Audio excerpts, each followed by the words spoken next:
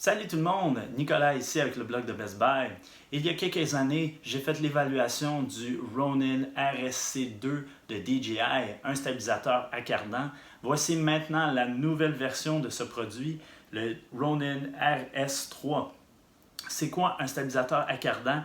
C'est un support pour votre caméra qui a plusieurs bras motorisés et ces moteurs fonctionnent en unisson, vraiment, là, ils sont synchronisés pour stabiliser la caméra et la pointer dans une direction que vous voulez. C'est vraiment un outil très très pratique si vous voulez avoir des images lisses, vraiment dignes d'une production hollywoodienne.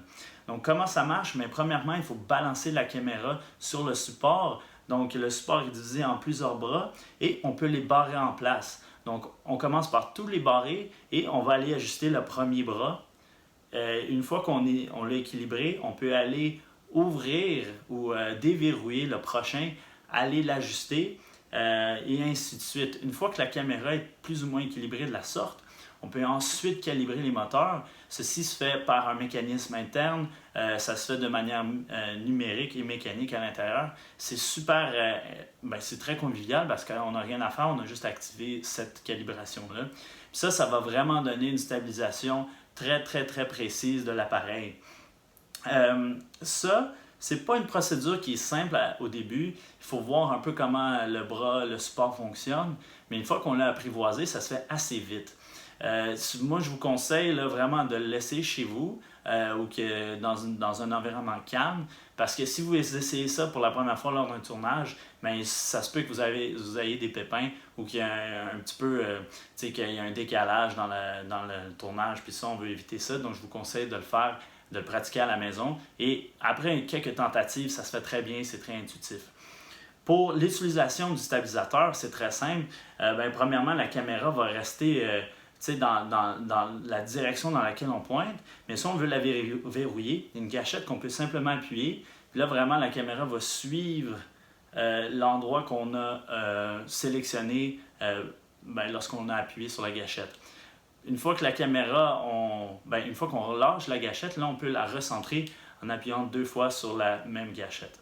Dans la version précédente, il y avait un mode selfie, mais ce mode-là est de retour et il va virer la caméra vers l'utilisateur. Les vlogueurs vont voir que c'est un mode très très utile et ça peut vraiment améliorer la qualité de vos vlogs grâce à une image très lisse. À part de ça, il y a un écran tactile. Cet écran-là fait partie des améliorations sur le RSC2. C'est un écran qui est plus grand, donc on a plus de facilité à naviguer les menus puis choisir nos modes préférés ou les modes qu'on a besoin à cet instant même. Il y a même des boutons supplémentaires par rapport à l'ancienne version qui vont nous permettre d'améliorer notre efficacité. Une autre amélioration sur le prédécesseur, c'est l'algorithme de stabilisation. Donc, il va avoir un meilleur rendement dans la stabilisation dans ce produit-là que l'ancien modèle. Et aussi, le mode Super Smooth aussi est de retour. C'est un mode qui va utiliser plus de force dans les moteurs, plus de torque pour garder les choses encore plus stables. En échange, vous allez sacrifier un peu de la durée de vie de la batterie. En parlant de la batterie, elle est plus courte que le RSC2, donc c'est un peu un désavantage là, mais si on prévoit bien nos prises et on ne s'éternise pas dans les tournages, il y a à peu près 12 heures de vie selon DJI, donc c'est en masse pour la plupart des tournages, je pense.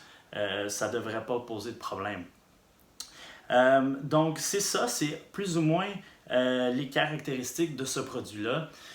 Pour l'avoir utilisé précédemment là, avec le RSC2, je trouve que c'est vraiment un produit qui est éventuellement très facile à utiliser. Comme je disais, je vous déconseille de l'utiliser pour la première fois sur un tournage. S'il y a un grand risque qu'il y a un problème. Ça prend un peu de pratique aussi, de l'utiliser comme du monde. Fait que je vous conseille de l'essayer avec des amis, peu importe qui vous trouvez, là, avec qui vous pouvez faire un peu de tournage, filmer des choses sans trop de conséquences, là, juste pour voir comment ça fonctionne. Parce que si c'est un tournage très sérieux, puis c'est votre première fois, il y a quand même une petite courbe d'apprentissage là. Mais c'est très facile à utiliser, je vous le garantis. Après quelques tentatives, vous allez être très très performant avec cet outil-là. Par rapport au RSC2, donc les améliorations ne sont pas majeures. Si vous voulez vraiment la meilleure stabilisation, c'est probablement l'outil qu'il vous faut. Mais ceci étant dit, si vous en avez déjà un, je ne pense pas que ça mérite un achat supplémentaire. Par contre, si vous n'avez jamais eu de stabilisateur à cardan, c'est probablement le produit pour vous parce que le rapport qualité-prix est excellent. C'est vraiment un bon outil pour améliorer vos productions. Tout me semble solide, c'est comme fait en métal, puis les morceaux qui sont en plastique, ils ont une bonne robustesse, là, ils sont très robustes. Donc c'est pas mal ça. Moi je le conseille à n'importe qui veut améliorer, comme je disais, leur image et vraiment dans la fluidité, dans les tournages où il y a beaucoup de mouvements, ça va vraiment aider avec le rendu. Avant de vous laisser, à la fin de la vidéo, j'ai pris la peine de prendre quelques images en mouvement.